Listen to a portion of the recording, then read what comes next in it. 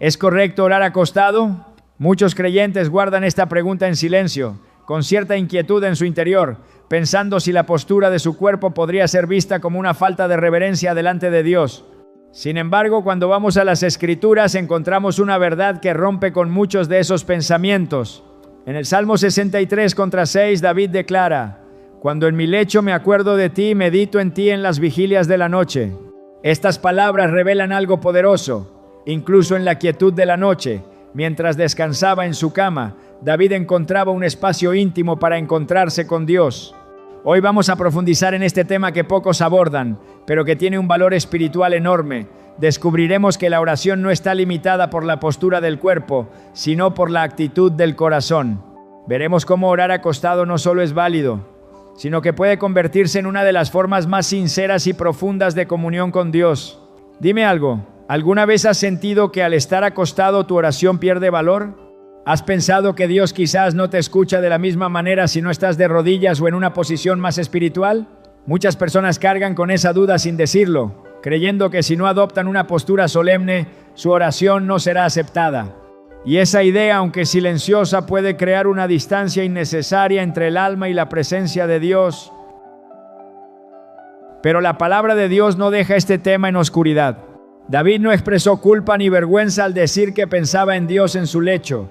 No hay corrección, no hay advertencia, no hay exigencia de postura. Solo vemos a un hombre conforme al corazón de Dios, hablando con su Creador en medio del descanso en la intimidad de la noche.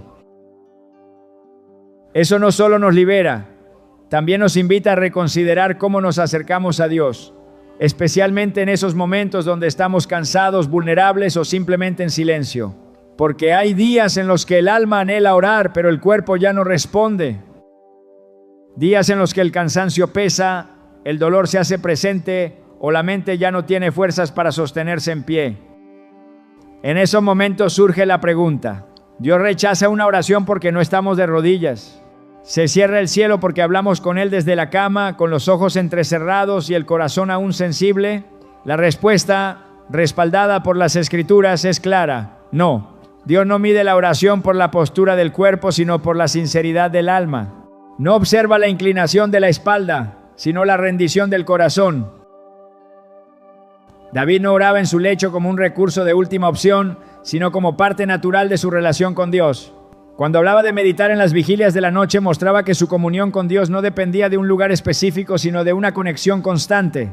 Y esto nos enseña algo fundamental. La oración no tiene un formato rígido, no está limitada a una hora, ni a una posición, ni a un lugar determinado. Muchas veces nos enfocamos demasiado en lo externo. Pensamos en cómo nos vemos, en lo que otros dirían, en cuál es la postura correcta. Creemos que Dios se impresionará más si levantamos las manos o si nos arrodillamos en silencio. Y aunque esas expresiones tienen valor, reducir la oración a una forma física es limitar la grandeza de Dios. Él creó el cuerpo, conoce sus límites y se acerca a nosotros incluso en nuestra debilidad. Jesús mismo nos dejó un ejemplo profundo. En el huerto de Getsemaní, en una noche de angustia extrema, se postró para orar, mostrando entrega total al Padre. Pero poco después fue arrestado, golpeado y llevado a la cruz, y allí, sin poder arrodillarse, sin poder moverse libremente, elevó una de las oraciones más poderosas jamás dichas. Padre, perdónalos porque no saben lo que hacen. Lucas 23:34. Si Jesús, en la posición más limitada y dolorosa, pudo orar y fue escuchado, entonces queda claro que la postura no limita la conexión con Dios. Entonces, ¿por qué pensar que una oración desde la cama no es válida? Algunos sienten culpa cuando se quedan dormidos mientras oran acostados, piensan que han fallado o que han sido irreverentes. Pero piensa en esto: ¿qué padre se molesta porque su hijo se queda dormido mientras habla con él? ¿No es más bien una imagen de confianza, de cercanía, de descanso en su presencia? Así es Dios. Él no se ofende por nuestra fragilidad, la recibe. Cuando oramos con sinceridad, aunque el sueño interrumpa nuestras palabras, Él sigue atento. Aunque los labios se detengan, el corazón sigue hablando y su espíritu sigue escuchando. El cuerpo humano necesita descanso. Es una necesidad creada por Dios mismo. El sueño no es una interrupción espiritual, es un regalo divino. En Génesis 2:21 leemos que Dios hizo caer un sueño profundo sobre el hombre. Y fue en ese estado de reposo donde creó a la mujer. El primer acto de creación de una relación humana ocurrió mientras Adán dormía. ¿Qué nos dice esto?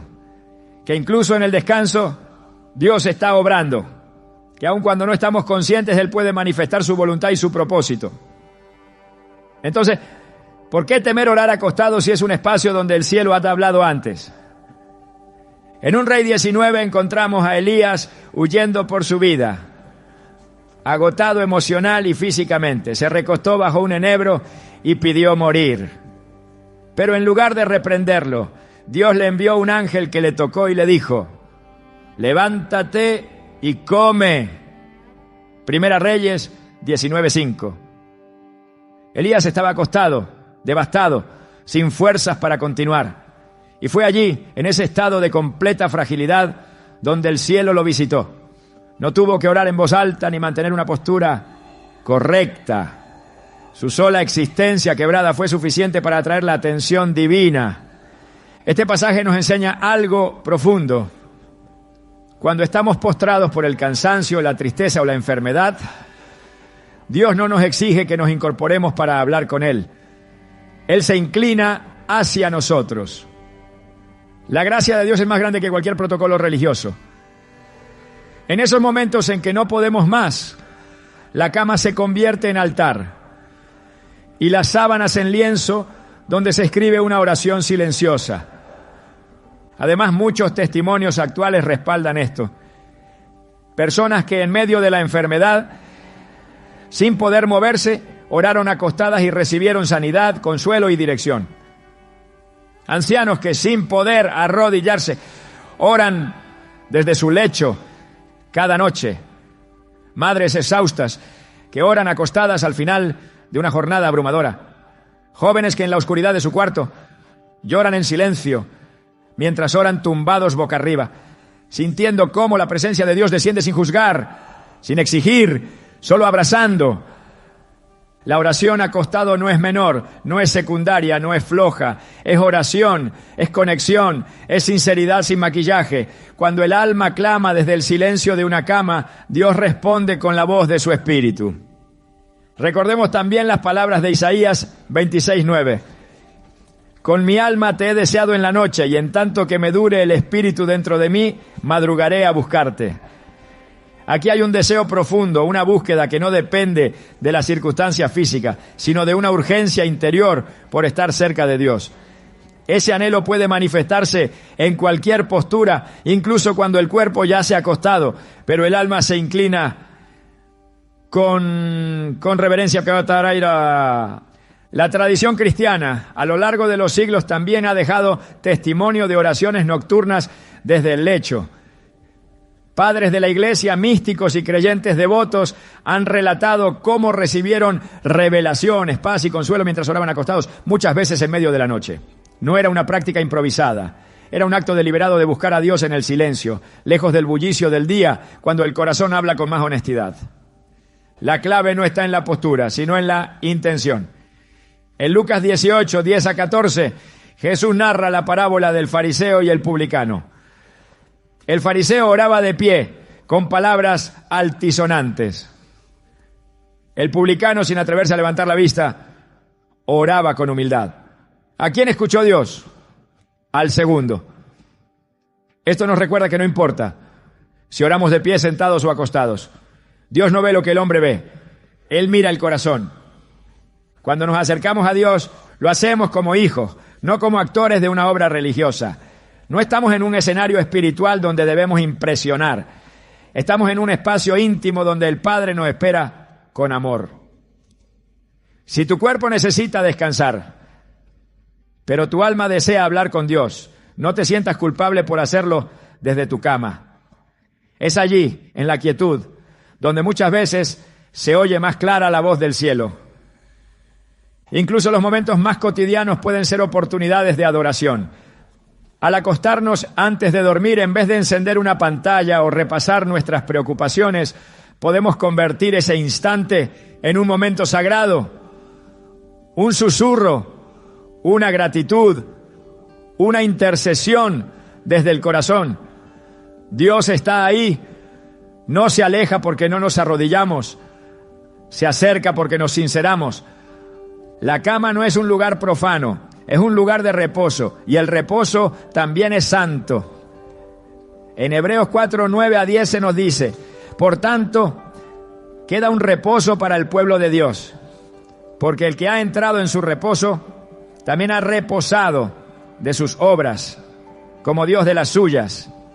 Hay una dimensión espiritual en descansar, y en ese descanso, orar es un acto de fe. Es decir, Señor, confío en ti lo suficiente como para descansar mientras tú velas por mí. Y él vela, no duerme ni cabecea el que guarda a Israel, Salmo 121, 4. Mientras tú estás acostado, él está atento.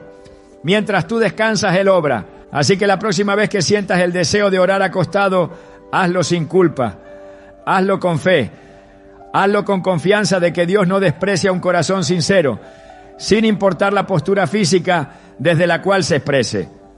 Porque si David podía meditar en Dios desde su lecho, si Elías podía ser fortalecido estando acostado, si Jesús podía interceder desde una cruz, entonces tú también puedes orar desde donde estés y el cielo te escuchará.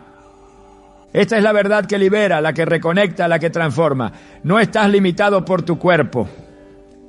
Estás habilitado por la gracia. ¿Lo entiendes ahora? Dios no necesita que te levantes, no, solo que te acerques.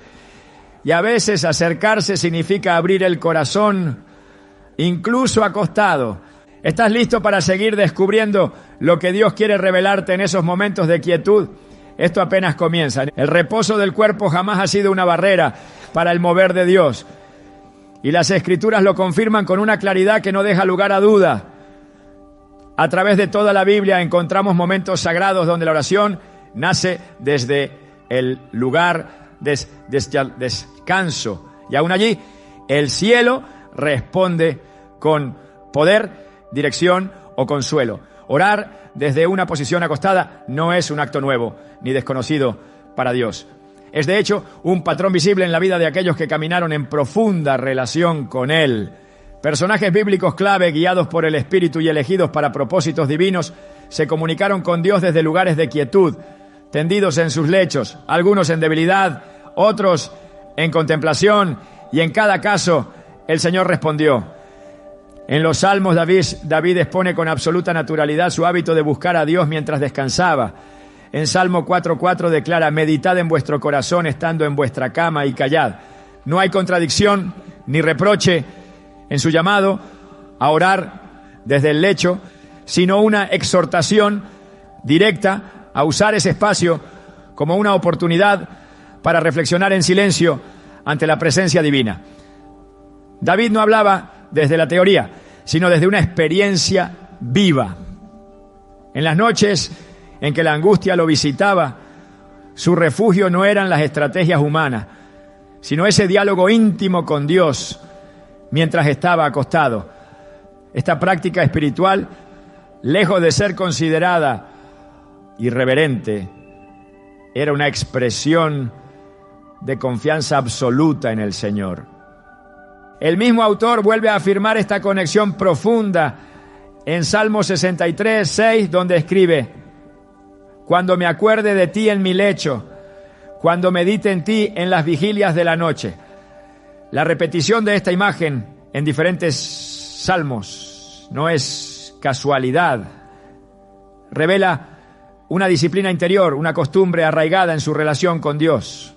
La cama no era para él un lugar ajeno a la fe, sino un espacio donde los pensamientos eran alineados con el espíritu, donde el alma buscaba y encontraba dirección. La oscuridad de la noche no apagaba su fe, la encendía, y el acto de acostarse no lo alejaba de Dios, lo acercaba más. Job también conoció esa comunión silenciosa desde la cama. En medio de la aflicción, mientras su cuerpo yacía golpeado por la enfermedad, su espíritu seguía activo en conversación con Dios. En Job 33, 14 a 15, se revela un misterio que muchos ignoran. Sin embargo, en una o en dos maneras habla Dios, pero el hombre no entiende. Por sueño, en visión nocturna, cuando el sueño cae sobre los hombres, cuando se adormecen sobre el lecho. Aquí se introduce una dimensión espiritual poderosa, el lecho como punto de acceso a revelaciones divinas. Dios no espera que el hombre esté de pie o en un altar para hablarle. Aún mientras duerme o en ese estado de reposo donde el cuerpo se entrega al descanso, el Señor se manifiesta, habla, corrige y guía. El profeta Daniel también oraba en momentos de profunda contemplación. Aunque no se nos describe una postura acostada de forma explícita, sí se nos muestra que en visiones nocturnas recibió mensajes del cielo que transformaron naciones. En Daniel 7:1 leemos: tuvo Daniel un sueño y visiones de su cabeza mientras estaba en su lecho. Luego escribió el sueño y relató lo principal del asunto. No fue en un templo ni durante una ceremonia, fue en su cama mientras dormía, que Dios le habló de los tiempos por venir. Si el Altísimo escogió ese momento y ese lugar para revelar secretos celestiales a uno de sus siervos más fieles, ¿cómo podría considerarse inapropiado que un creyente de hoy ore desde esa misma posición? En 2 Samuel 7:4-5 vemos cómo Dios interrumpe el descanso del profeta Natán con una palabra específica. Aconteció aquella noche que vino palabra de Jehová a Natán diciendo: ve y di a mi siervo David, así ha dicho Jehová. ¿Cuál se llama? No fue en una reunión pública, ni en medio del bullicio del día, sino en el contexto de la noche, cuando probablemente se encontraba en su lecho, que la voz del Señor descendió con dirección clara. Estos detalles no son accidentales en las Escrituras. Nos muestran que el descanso no es incompatible con la actividad del Espíritu, que lo que muchos consideran pasividad, Dios lo convierte en escenario de revelación. La historia del joven Samuel confirma esta realidad. En el primer libro de Samuel 3, el niño dormía cerca del arca del pacto cuando escuchó la voz de Dios llamándolo por su nombre. El pasaje describe con precisión la escena. Y antes que la lámpara de Dios fuese apagada, Samuel estaba durmiendo en el templo de Jehová. Y vino Jehová y se paró y llamó como las otras veces: Samuel, Samuel. 1 Samuel 3:10. Samuel estaba acostado, no estaba orando en voz alta, no estaba en actitud ceremonial. Pero Dios se manifestó de forma clara, con voz audible, llamándolo al ministerio. Lo que importa en esta escena no es la posición del cuerpo, sino la disposición del alma. Dios habló porque Samuel estaba disponible, sensible, atento, aunque su cuerpo reposaba. En los evangelios encontramos también momentos donde Jesús, siendo plenamente Dios y plenamente hombre, reconocía el valor del descanso y no separaba ese estado de la presencia del Padre. Aunque muchas de sus oraciones fueron intensas y públicas, también hubo momentos donde la intimidad, el silencio y la noche eran el contexto de su comunión con Dios. Marcos 4:38 relata un episodio significativo. Y él estaba en la popa, durmiendo sobre un cabezal. La escena continúa con los discípulos despertándolo ante una tormenta y Jesús calma el mar con una palabra. Su descanso no lo alejaba de la autoridad espiritual. Su cuerpo estaba dormido, pero su espíritu estaba en paz, en perfecta conexión con el Padre. A lo largo de toda la Escritura se revela una constante. La presencia de Dios no se limita a los lugares ni a las posturas. El Dios que habló a Moisés desde una zarza ardiente, que envió ángeles a Jacob mientras dormía en Betel, que se manifestó a José a través de sueños mientras yacía en su lecho, no está condicionado por lo físico. Génesis 28, 11-12, narra cómo Jacob en su huida usó una piedra como almohada y durmió en el campo. Fue allí acostado que tuvo una visión impactante y soñó. Y he aquí una escalera que estaba apoyada en tierra y su extremo tocaba en el cielo. Y he aquí ángeles de Dios que subían y descendían por ella. La revelación no esperó que Jacob se arrodillara. Vino mientras él dormía. Incluso en el Nuevo Testamento el apóstol Pedro recibió una visión clave mientras estaba en una azotea, en lo que parece haber sido un estado de descanso. En Hechos 10, 9 a 10 leemos: subió Pedro a la azotea para orar, cerca de la hora sexta, y tuvo gran hambre, y quiso comer, pero mientras le preparaban algo, le sobrevino un éxtasis. Aunque el texto no dice explícitamente que estaba acostado, sí nos presenta un estado de quietud, sí, de recogimiento, en el cual Dios se manifestó con claridad. La visión que recibió cambiaría el curso de la iglesia, abriendo la puerta de la fe a los gentiles. Lo que une todos estos relatos no es un patrón físico, sino uno espiritual. Los siervos de Dios estaban en posición de recibir. Su corazón estaba inclinado, aunque el cuerpo reposara. La voz del cielo no buscó a los que estaban erguidos, sino a los que estaban disponibles. La cama, el lecho, el sueño no eran estorbos para la revelación. Eran espacios sagrados donde Dios escogió hablar. Esto nos lleva a comprender que orar acostado no solo es aceptable, sino que está respaldado por la Escritura como una forma legítima de comunión con Dios. No hay una postura más santa que otra. Hay un corazón más rendido, más disponible, más sensible. El hombre puede fijarse en lo externo, pero el Señor mira lo interior. En cada uno de estos episodios bíblicos, lo que prevaleció fue la intención del corazón y la apertura del espíritu, no la posición del cuerpo. El creyente que ora acostado no debe sentirse inferior ni limitado. Está en compañía de patriarcas, profetas, salmistas y apóstoles que también oraron, meditaron, escucharon y fueron tocados por Dios desde ese mismo lugar.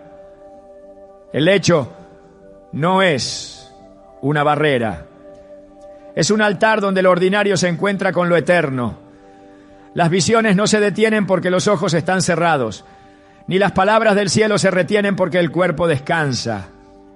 Dios sigue hablando, su espíritu sigue ministrando, su presencia sigue descendiendo sobre aquellos que lo buscan, aún desde la quietud del reposo. Toda la Escritura da testimonio de que Dios no desprecia al que ora acostado. Al contrario, muchas de sus intervenciones más poderosas ocurrieron mientras sus siervos estaban en esa postura. La evidencia bíblica no deja lugar a dudas. Orar desde el lecho es bíblico, es espiritual, es legítimo. El descanso del cuerpo no limita el fervor del alma. Y donde hay un corazón dispuesto, Dios se manifiesta aún en el silencio de la noche, aún en medio del sueño, aún en la quietud de una cama. Cuando el cuerpo se rinde al cansancio y la fuerza parece haberse agotado por completo, lo único que permanece es la intención profunda del corazón. Es en esos momentos cuando la postura física deja de ser relevante, que la verdadera oración emerge, no desde la forma, sino desde la esencia. Orar acostado, en ese estado donde el cuerpo busca descanso, puede ser una de las expresiones más sinceras de entrega total a Dios. No hay esfuerzo por aparentar reverencia externa, ni necesidad de demostrar espiritualidad ante otros. Lo que existe es una rendición callada, un alma que se postra aunque el cuerpo esté tendido, y un corazón que se desnuda ante la presencia del Altísimo. Desde el principio Dios ha buscado comunión con el ser humano, no a través de posturas, sino a través de la disposición interna. La Escritura declara con claridad en 1 Samuel 16:7. El hombre mira lo que está delante de sus ojos, pero Jehová mira el corazón. Esta afirmación revela la naturaleza del trato de Dios con nosotros. No se basa en las apariencias ni en la estética del culto, sino en la verdad interior que brota cuando el alma reconoce su necesidad y clama al Creador. El corazón que se entrega en oración acostado no está menos consagrado que el que ora de rodillas.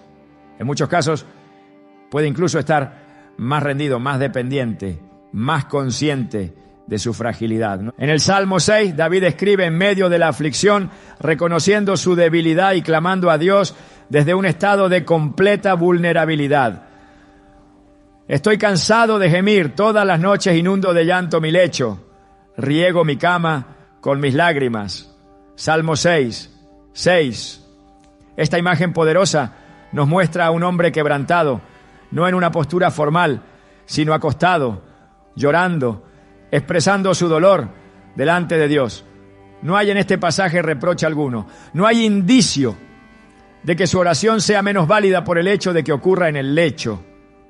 Por el contrario, es desde ese lugar de quebranto que David encuentra misericordia, consuelo y restauración.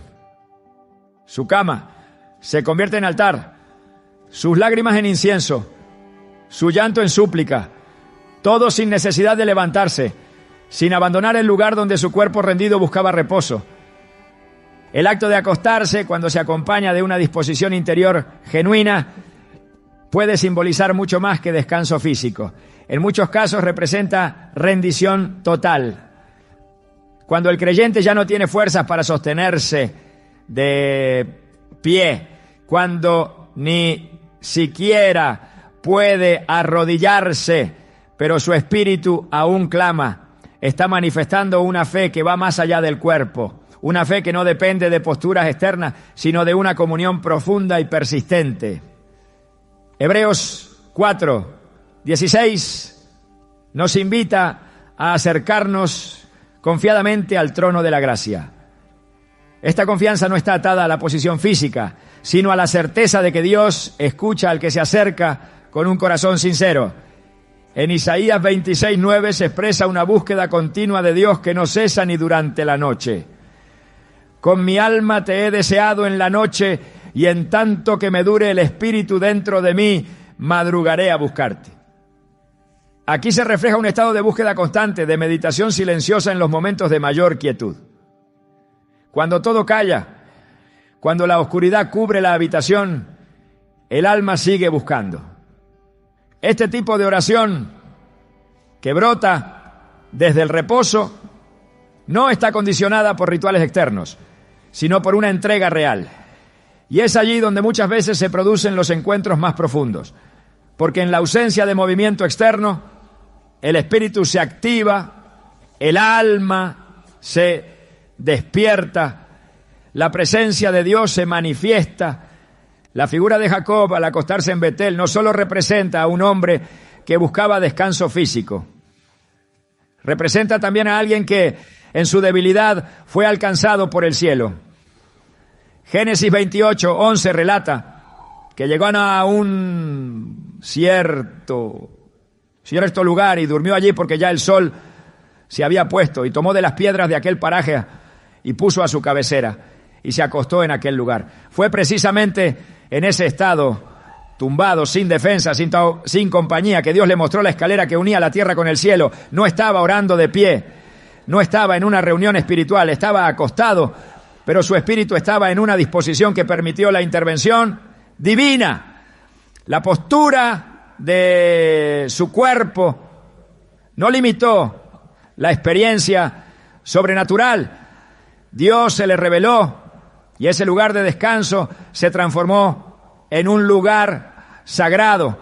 El Salmo 149:5 también afirma esta realidad espiritual con naturalidad. Regocíjense los santos por su gloria y canten aún sobre sus camas con gozo.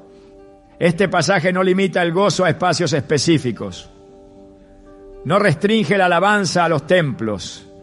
Reconoce que el lecho, que para muchos puede parecer un lugar pasivo, puede ser también un espacio donde el espíritu se exprese con libertad. Cantar sobre la cama, Adorar en medio del descanso, orar sin moverse, es una manifestación legítima del alma que reconoce la grandeza de su Dios incluso en lo cotidiano. No hay distinción entre lo físico y lo espiritual cuando el corazón está alineado con la voluntad divina. La vida de los profetas también está llena de momentos donde el descanso físico no interrumpe la relación con Dios. En 1 Reyes 19, Elías se encuentra exhausto emocional y físicamente después de una gran victoria espiritual. Su respuesta fue simple. Se acostó bajo un enebro y pidió morir. Sin embargo, Dios no lo reprendió por su estado. En lugar de exigirle que se levantara, envió a un ángel que lo tocó y le dijo: levántate y come. Primera Reyes 19:5. Antes de darle órdenes lo alimentó. Antes de enviarle una nueva tarea, lo dejó descansar. El mensaje era claro: la fragilidad no anula el propósito. El reposo no cancela la comunión. Elías no estaba en postura de oración, pero su alma seguía conectada. Dios respondió, no a un ritual, sino a una condición interna de dependencia. En la misma línea, Job expresa una realidad espiritual contundente en medio de su dolor. Tú has sellado mi entendimiento con sueños y has aterrorizado mis visiones. Job 7:14. Aun cuando su cuerpo estaba quebrantado y su estado físico era crítico, la actividad espiritual no se detenía. Job entendía que Dios no esperaba perfección externa para comunicarse. Comprendía que en medio del sufrimiento, la voz divina seguía operando. Su cama, símbolo de enfermedad, se convertía en espacio de revelación. Este principio desmantela la idea de que solo desde una postura de fortaleza se puede orar con eficacia. Dios se acerca también en la debilidad y muchas veces es en ese lugar donde decide manifestarse con mayor claridad.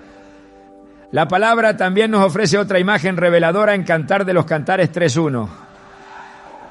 Por las noches busqué en mi lecho al que ama mi alma, lo busqué y no lo hallé. Esta búsqueda apasionada del amado desde el lecho no es una búsqueda casual. Es una representación poética de un alma que anhela comunión en la intimidad de la noche, en el silencio, en la calma. No hay necesidad de salir del lecho para que el corazón se active. El anhelo del espíritu no se apaga cuando el cuerpo reposa. Al contrario, en ese lugar de vulnerabilidad, el amor por Dios puede expresarse con más pureza, sin interferencias externas, sin distracciones, con absoluta entrega. En el contexto neotestamentario, el apóstol Pablo declara en Romanos 12:1 que presentemos nuestros cuerpos como sacrificio vivo, santo, agradable a Dios.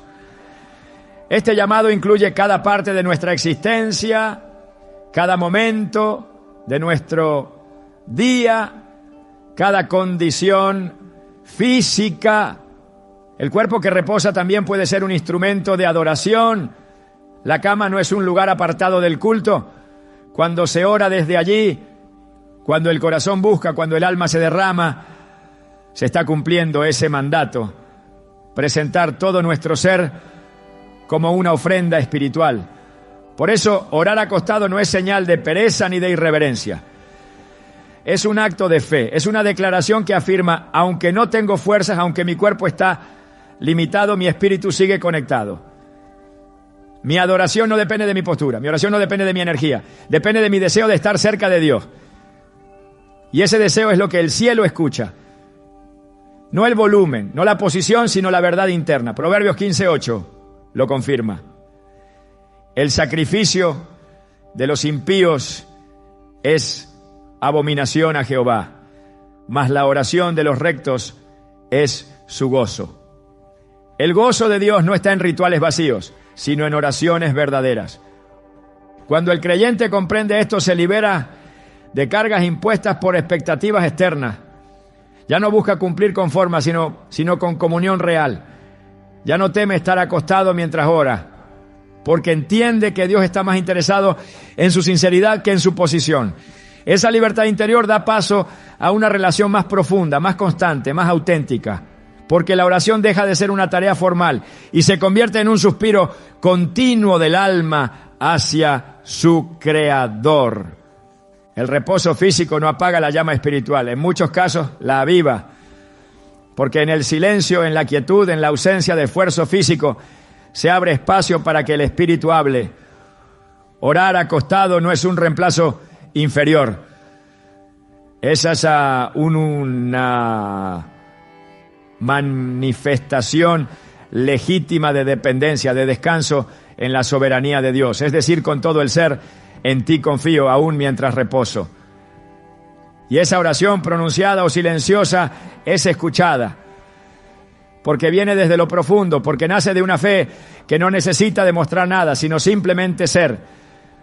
Dios recibe esa oración, la honra, y en muchos casos responde con más claridad, porque en el reposo el alma está más atenta, más abierta, más rendida. El cuerpo puede descansar, el alma nunca deja de buscar a Dios. Y cuando lo hace desde el lecho, también allí, el cielo se inclina a escuchar. Cuando cae la noche y el silencio cubre la tierra, algo en el alma despierta, las luces se apagan, el bullicio se detiene, y entonces surgen las preguntas que durante el día fueron enterradas por la prisa. Es en ese momento, cuando el cuerpo reposa y la mente empieza a recorrer las profundidades del pensamiento, que el espíritu percibe con mayor claridad la voz del cielo. Hay un misterio espiritual escondido en la noche, una dimensión de encuentro con Dios que se activa precisamente cuando todos duermen.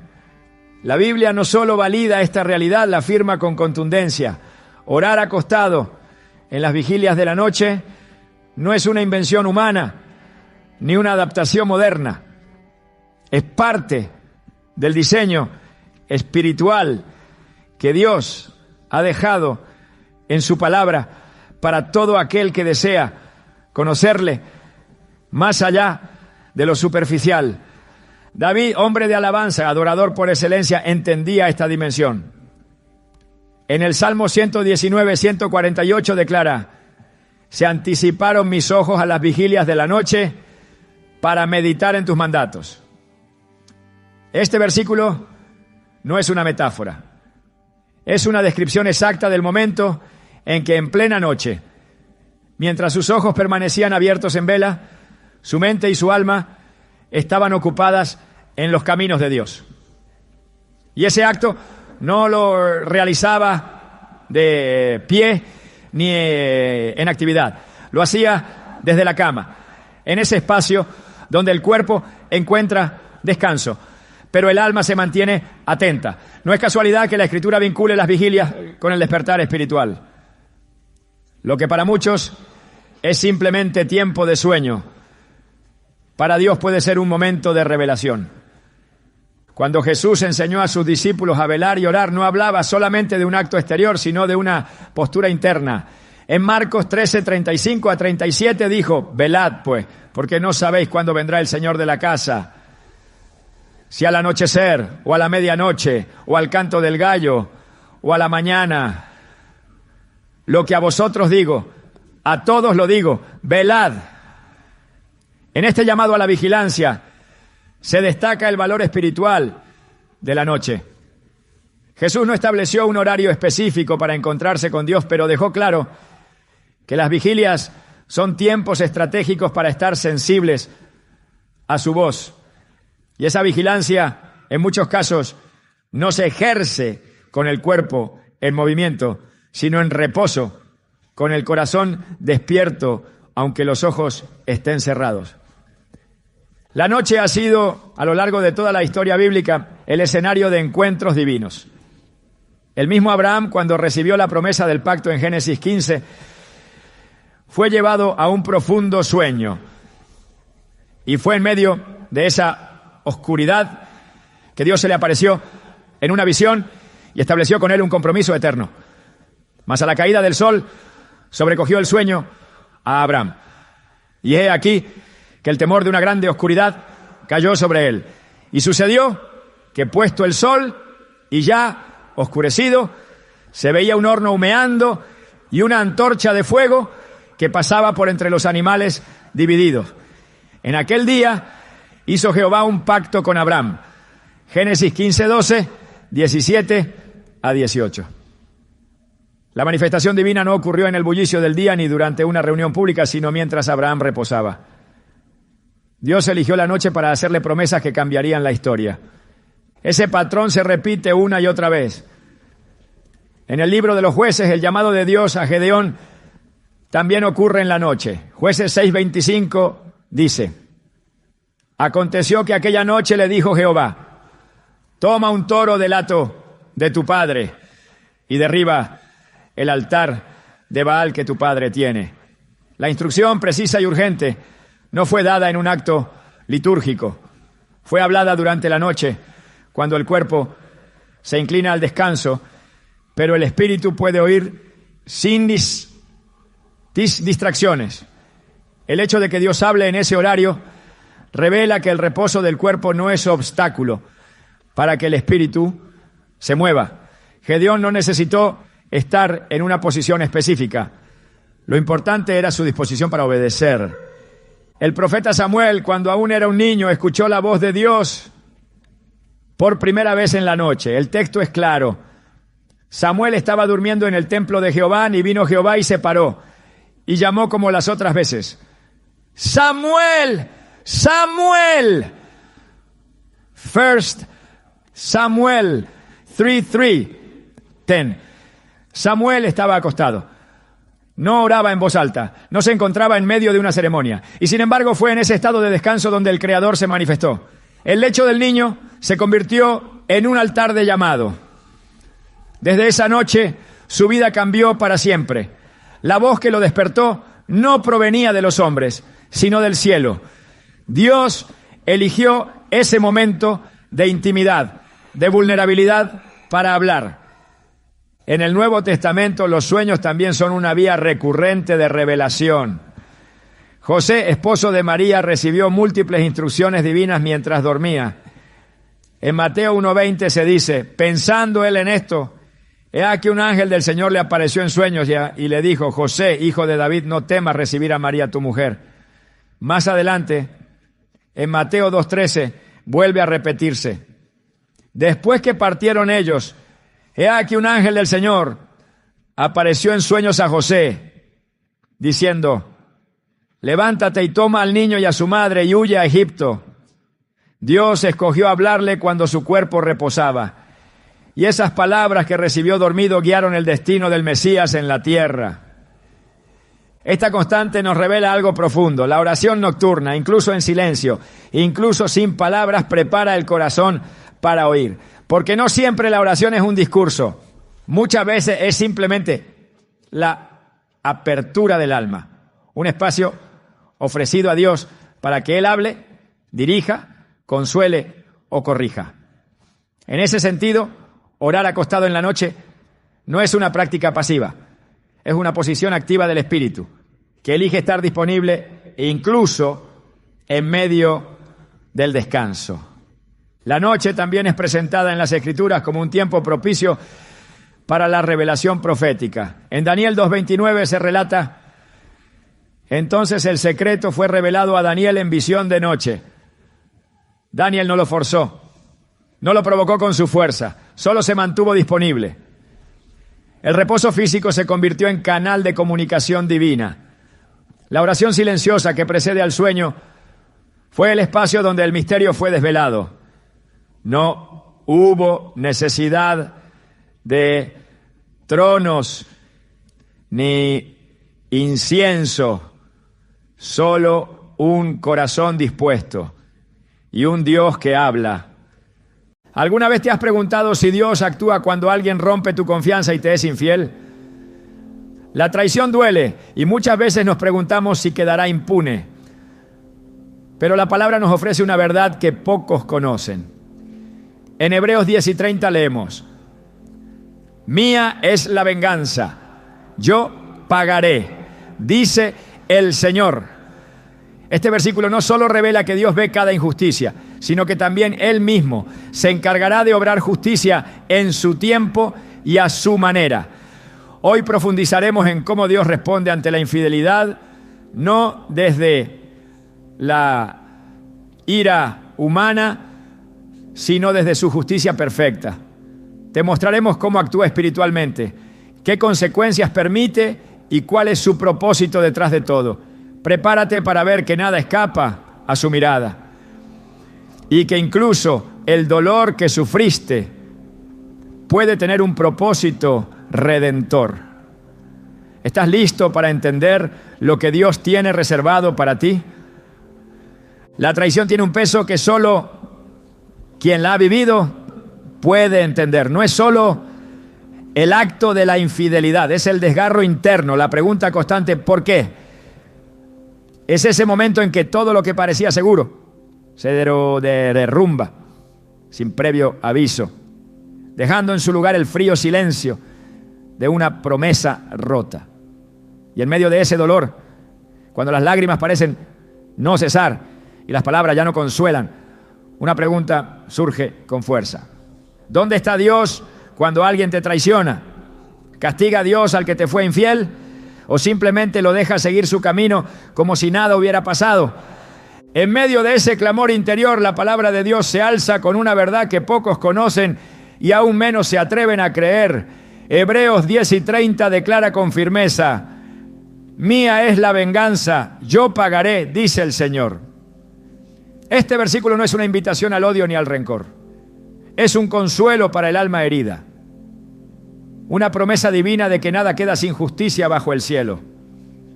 Dios no es indiferente al dolor que produce una infidelidad. Él no mira hacia otro lado cuando alguien rompe el pacto del amor, cuando traiciona la confianza, cuando pisotea con ligereza lo que un día prometió cuidar. En las Escrituras vemos repetidamente cómo Dios observa los actos ocultos, cómo examina los corazones y cómo interviene a favor del justo.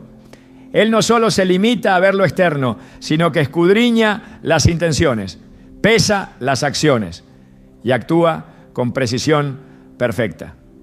El Salmo 34:18 nos recuerda que el Señor está cerca de los quebrantados de corazón y salva a los de espíritu abatido. Esto significa que cuando fuiste traicionado, no estabas solo. Tal vez te dejaron sin explicaciones. Tal vez intentaron culparte. Quizás hasta intentaron minimizar tu dolor. Pero Dios estaba allí, viéndolo todo, sintiéndolo todo, acompañándote en ese valle oscuro donde pocos pueden entrar contigo. Cuando una persona es infiel, no solo hiere al otro, también quebranta un principio espiritual. El matrimonio o cualquier relación fundamentada en la fidelidad y la entrega mutua es más que un compromiso humano. Es una imagen del pacto que Dios tiene con su pueblo. En Malaquías 2:14-16, Dios habla con severidad a los hombres de Israel que traicionaban a sus esposas. Y vosotros decís, ¿por qué? Porque Jehová ha atestiguado entre ti y la mujer de tu juventud, contra la cual has sido desleal, siendo ella tu compañera y la mujer de tu pacto. Porque Jehová, Dios de Israel, ha dicho que Él aborrece el repudio. Este texto deja en claro que la traición conyugal no es solo un asunto de pareja, es un acto que Dios mismo reprueba y ante el cual Él actúa con seriedad. Dios no es un espectador indiferente. En la historia de David y Betsabé vemos cómo, incluso siendo un rey conforme al corazón de Dios, cuando David cayó en la tentación y cometió adulterio, el Señor no lo dejó sin consecuencias. Segundo de Samuel 12 nos muestra cómo Dios envió al profeta Natán para confrontarlo. Le reveló que aunque había actuado en secreto, el Señor había visto todo. El castigo no fue inmediato en apariencia, pero fue inevitable. La vida de David se llenó de conflictos. Su casa fue sacudida por desgracias y aunque encontró perdón, nunca más fue el mismo. Esta historia nos enseña que Dios trata directamente con el pecado de la infidelidad, aun cuando nadie más lo vea. Tal vez tú no has visto que quien te fue infiel sufra ningún castigo visible. Quizás hasta parece que prospera, que rehace su vida sin consecuencias, que olvida con facilidad mientras tú luchas con las secuelas emocionales. Pero no te confundas, el tiempo de Dios no es el nuestro. Eclesiastés 3:17 lo expresa así: dije yo en mi corazón, al justo y al impío juzgará Dios, porque hay un tiempo para todo lo que se quiere y para todo lo que se hace.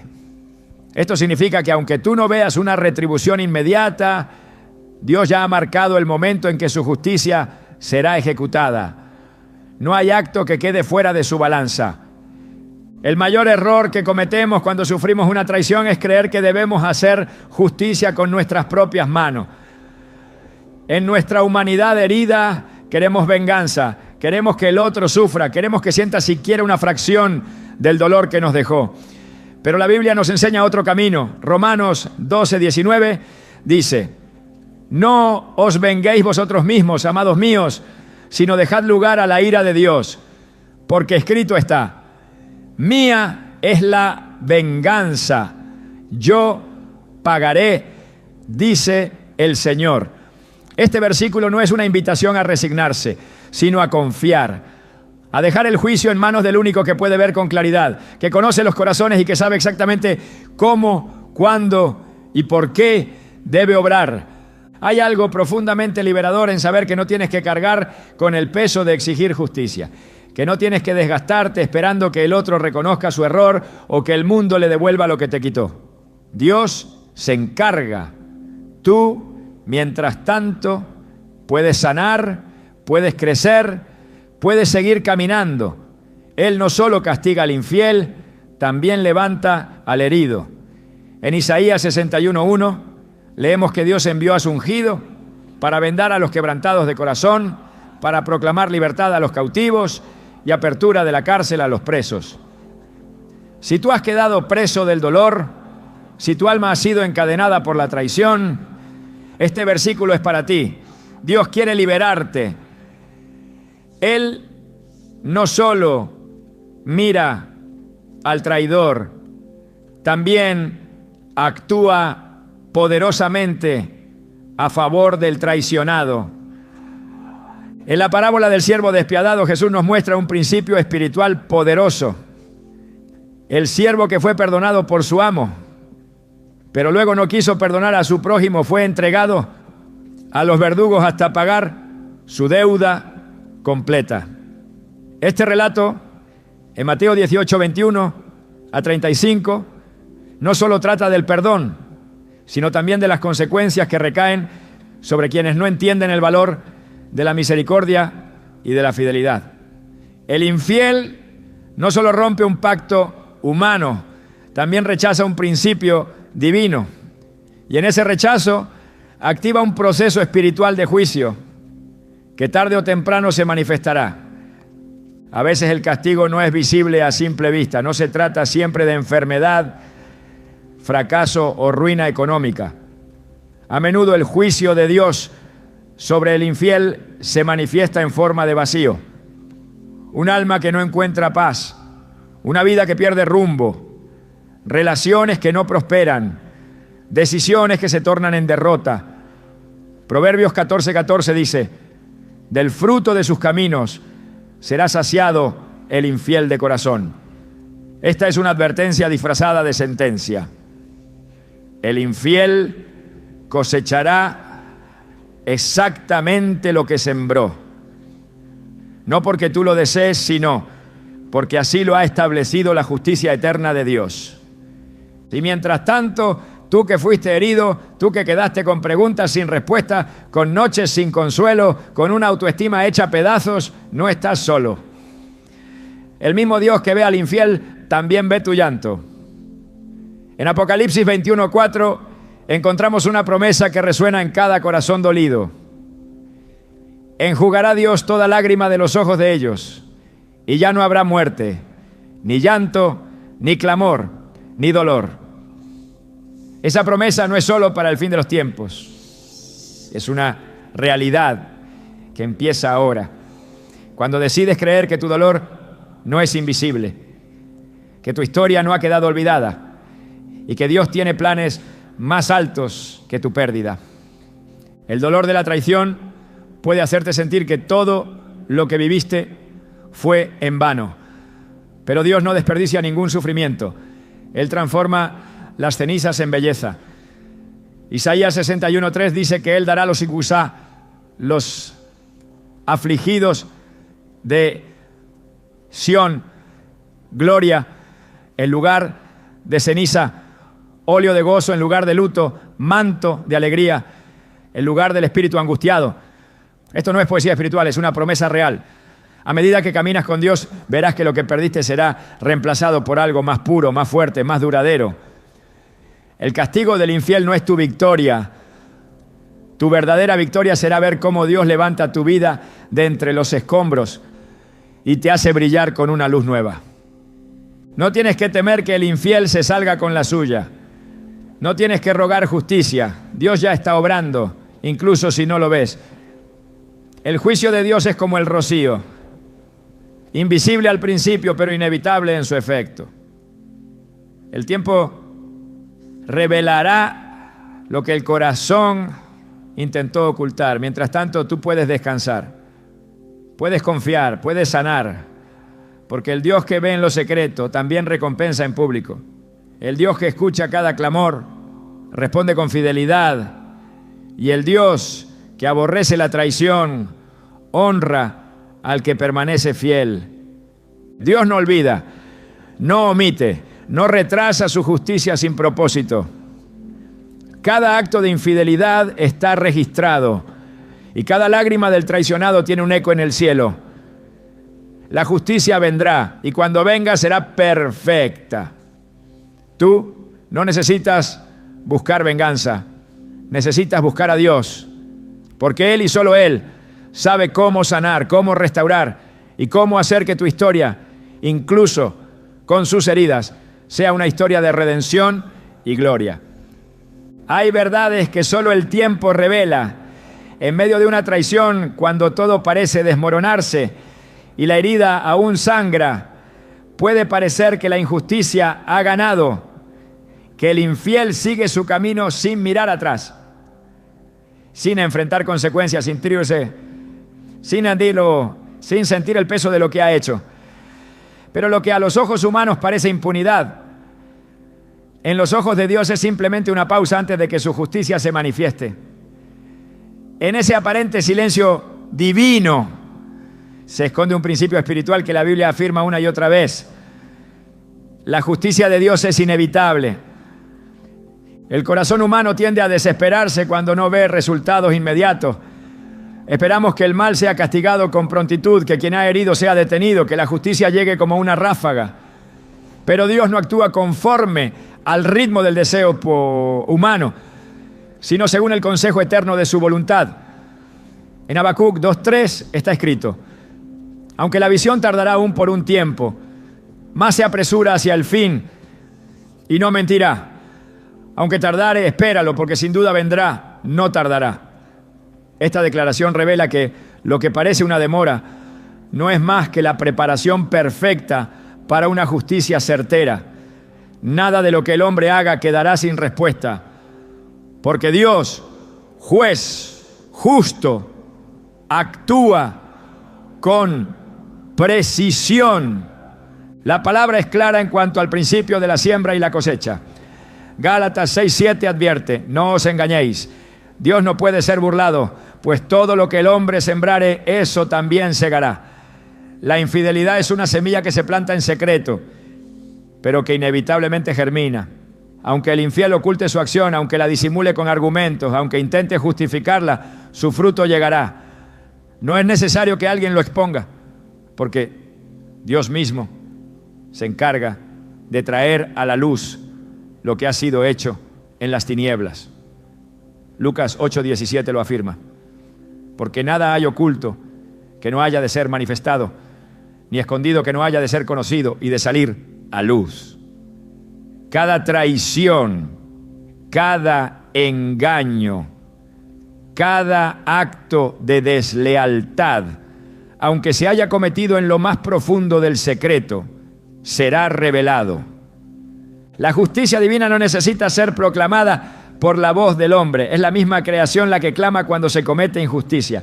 El creador del universo no es indiferente a los pactos rotos, a los votos traicionados, a los lazos quebrantados por el egoísmo. En Proverbios 15:3 se nos dice que los ojos de Jehová están en todo lugar, mirando a los malos y a los buenos. Este conocimiento debería estremecer al corazón de quien actúa con deslealtad, porque nada escapa a la mirada del Altísimo. Su justicia no depende de pruebas humanas ni de testigos terrenales. Él es testigo suficiente y su veredicto es inapelable. A lo largo de la historia bíblica, este principio se confirma una y otra vez en el libro de Números, capítulo 32, verso 23. Moisés pronuncia una advertencia contundente: y sabed que vuestro pecado os alcanzará. No importa cuánto se corra, cuánto se disimule, cuánto se intente tapar. El pecado de la traición persigue al que lo cometió.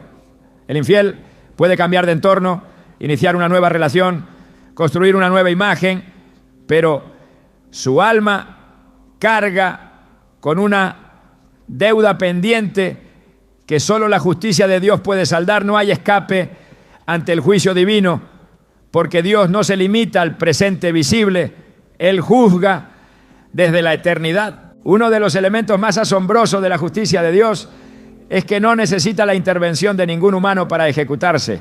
No requiere de represalias ni de venganza.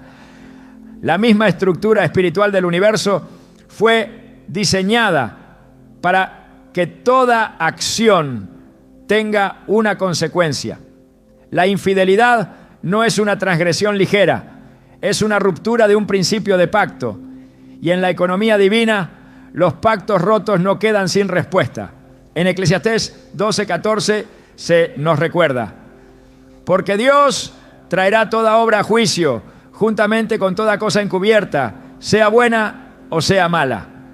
La traición, aunque se oculte bajo sonrisas y apariencias, será evaluada ante el tribunal del cielo. Algunos piensan que porque no ven consecuencias inmediatas, Dios ha pasado por alto lo sucedido. Sin embargo, ese pensamiento es un engaño. El silencio de Dios nunca es sinónimo de aprobación. El tiempo que transcurre entre la traición y la consecuencia no es un tiempo de olvido, es un tiempo de gracia para que el pecador se arrepienta. Romanos 2:4 lo deja claro. O menosprecias las riquezas de su benignidad, paciencia y longanimidad, ignorando que su benignidad te guía al arrepentimiento. Dios espera, pero no olvida. Da oportunidad, pero no exonera. Y si el infiel no se vuelve a Él con un corazón verdaderamente contrito, la justicia se desatará con todo su peso. En la historia de Israel vemos que cada vez que el pueblo fue infiel a Dios, las consecuencias fueron devastadoras. La infidelidad, ya sea espiritual o relacional, tiene el mismo trasfondo: deslealtad a un pacto. En Jeremías 3:20, Dios compara la traición de Israel con la de una esposa infiel. Ciertamente, como esposa infiel abandona a su compañero, así me fuisteis infiel, oh casa de Israel, dice Jehová. Esta imagen revela cuán profundamente Dios percibe la traición. No es un simple error, es una herida directa al corazón del pacto, y por ello no queda sin justicia. La fidelidad es uno de los atributos más valorados en el reino de Dios. Aquellos que son fieles en lo poco son puestos sobre mucho, y los que traicionan lo que les ha sido confiado se enfrentan a consecuencias que trascienden lo natural. En Mateo 24, Jesús advierte sobre el siervo malvado que, creyendo que su señor tardaría, comenzó a maltratar a sus compañeros y a vivir desordenadamente. El castigo que recibió fue severo. La infidelidad en cualquiera de sus formas activa el juicio del Señor, que no se deja engañar por excusas ni por apariencia. Hay quienes logran engañar a todos a su alrededor, construyen una narrativa en la que justifican su traición, disfrazan su infidelidad como resultado de necesidades insatisfechas o errores compartidos. Pero ante Dios no hay engaño posible. Salmo 139, 1-2 lo declara. Oh Jehová, tú me has examinado y conocido. Tú has conocido mi sentarme y mi levantarme. Has entendido desde lejos mis pensamientos. El Señor conoce cada intención, cada motivación, cada pensamiento oculto. La justicia divina no se basa en versiones ni en manipulaciones. Se basa en la verdad absoluta, la que solo Dios conoce en su totalidad. El infiel puede pensar que ha pasado la tormenta. Puede incluso volver a sonreír, reconstruir, avanzar. Pero si su corazón no ha sido quebrantado, si no ha reconocido su culpa delante de Dios, si no ha entregado su pecado en arrepentimiento sincero, entonces está simplemente posponiendo lo inevitable. La justicia de Dios no necesita ser ruidosa para ser efectiva. Su juicio puede ser tan sutil como una pérdida interna de propósito, tan silencioso como la falta de paz, tan devastador como una vida que, aunque parezca completa, se desmorona desde adentro. En Salmos 7, 11-12, se nos recuerda que Dios es juez justo y Dios está airado contra el impío todos los días. Si no se arrepiente, Él afilará su espada. Armado tiene ya su arco y lo ha preparado. Esta imagen es contundente. El juicio de Dios no es una reacción emocional. Es una decisión justa, medida, firme. La infidelidad activa la ira santa de Dios, no como una emoción humana, sino como una respuesta divina a la injusticia. El infiel no queda bajo un cielo vacío, sino bajo la mira de un Dios que actúa cuando el tiempo es cumplido. A veces Dios permite que el juicio comience de manera invisible, interior. Un alma inquieta, una conciencia perturbada, una sensación constante de que algo está mal. Otras veces lo permite en lo externo, relaciones que no prosperan, planes que se frustran, caminos que se cierran, pero siempre, sin excepción, el juicio llega. En Job 4:8 se establece un principio que resuena a lo largo de las Escrituras. Los que aran iniquidad y siembran injuria la ciegan. Lo que se siembra con engaño se cosecha con aflicción. Esa es la ley espiritual que rige incluso cuando el mundo intenta negarla. No hay refugio en el olvido, no hay cobertura en el silencio. El infiel puede silenciar su conciencia por un tiempo, pero no puede callar la voz de Dios.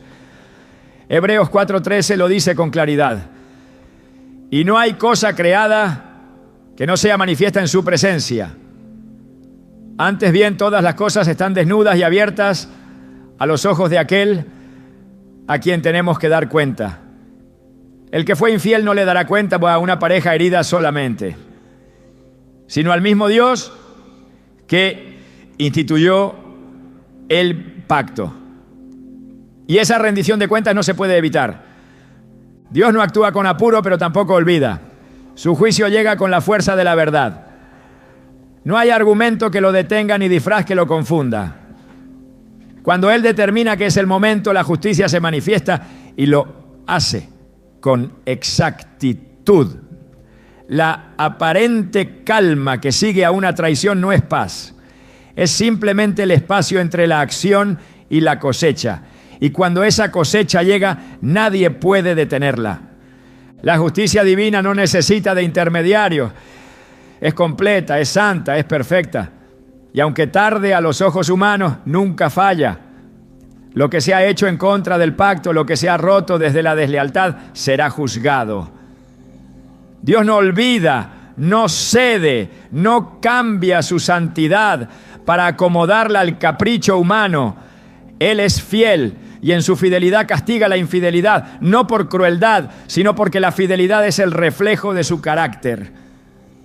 El castigo de Dios rara vez comienza con lo visible. Antes de que el juicio se manifieste en lo externo, la corrección divina se dirige al lugar más profundo, el corazón.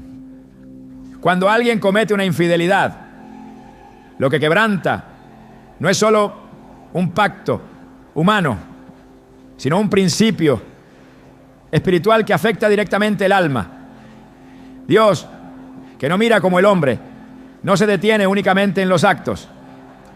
Él observa las motivaciones, las intenciones, lo que se gestó en el interior mucho antes de que la traición tomara forma. En 1 Samuel 16:7 se nos recuerda: el hombre mira lo que está delante de sus ojos, pero Jehová mira el corazón. Esta es la clave para comprender cómo actúa la justicia divina en los casos de infidelidad. La corrección que Dios ejerce sobre el infiel muchas veces comienza en el plano más imperceptible. El alma inquieta, la pérdida de discernimiento, la incapacidad de experimentar gozo auténtico. Lo que al principio parecía una libertad deseada, un escape de las responsabilidades o de los compromisos, se convierte lentamente en una prisión interna que carcome la paz. La infidelidad deja residuos en el corazón que ninguna justificación puede limpiar. No importa cuánto se intente ignorar, racionalizar o desplazar la culpa. Dios, que es luz, expone todo lo que se esconde en las tinieblas.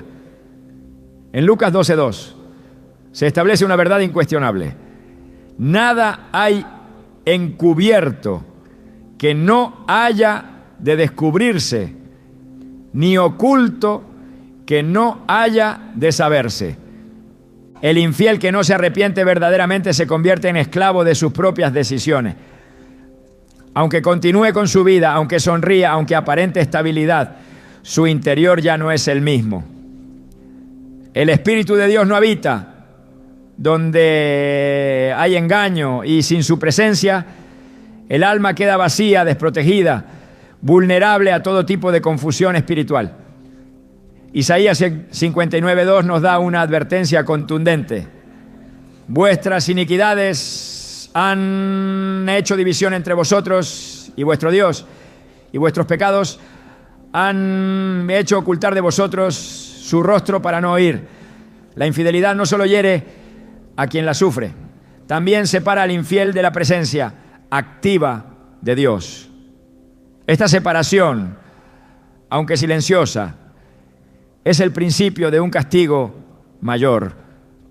Cuando el corazón se contamina por el pecado y no hay confesión ni restitución, la conciencia comienza a deteriorarse. Ya no hay claridad para discernir el bien del mal. Lo que antes se reconocía como incorrecto ahora se justifica. Lo que antes pesaba ahora se minimiza. Este endurecimiento progresivo del corazón es uno de los juicios más peligrosos que puede experimentar una persona. En Hebreos 3:12-13 se nos advierte: mirad, hermanos, que no haya en ninguno de vosotros corazón malo de incredulidad para apartarse del Dios vivo. Antes exhortaos los unos a los otros cada día, para que ninguno de vosotros se endurezca por el engaño del pecado. Dios permite que el infiel entre en un estado donde su corazón pierde sensibilidad, donde la voz del Espíritu ya no se escucha, donde la verdad ya no le confronta.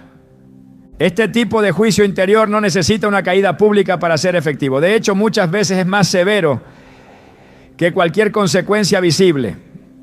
La falta de paz, la pérdida de dirección, la sequedad espiritual, la ansiedad constante, la frustración sin causa aparente. Todo eso es parte del trato de Dios con un corazón que ha decidido ignorar su principio. Salmo 32, 3-4, expresa este quebranto interno con una claridad profunda. Mientras callé, se envejecieron mis huesos en mi gemir todo el día, porque de día y de noche se agravó sobre mí tu mano, se volvió mi verdor en sequedades de verano. Este texto describe lo que ocurre en el alma de quien ha pecado y no ha confesado.